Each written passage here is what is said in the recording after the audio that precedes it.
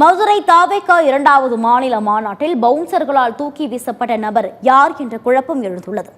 வீடியோவில் இருப்பது தான் என இரண்டு இளைஞர்களும் கூறுவதால் உண்மையில் தூக்கி வீசப்பட்ட நபர் யார் என கண்டறிவதில் சிக்கல் நீடிக்கிறது.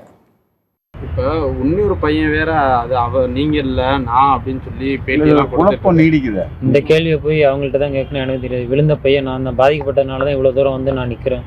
நீ அத்துமீறி ரேம்ப்ல மேல ஏறி அவரை போய் பதிலுக்கு அவங்க கேஸ் கொடுத்தாங்கன்னா அந்த விளைவுல நீங்க சந்திப்பீங்க. அவங்க என்ன சொல்லுவாங்கன்னா இவர் தாக்க வந்தாருன்னா என்ன பண்ணுவீங்க? நான் அவரோட ரசிகரா ஒரு ஆர்வத்துல பார்க்க போனேன் தவிர மற்றபடி எந்த உள்நோக்கத்தோட நான்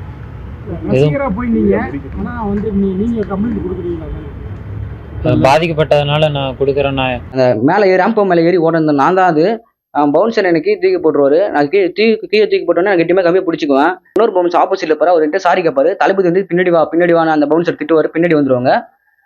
இது எல்லாமே நான் எவிடன்ஸ் எல்லாமே வச்சுக்கிறேன்.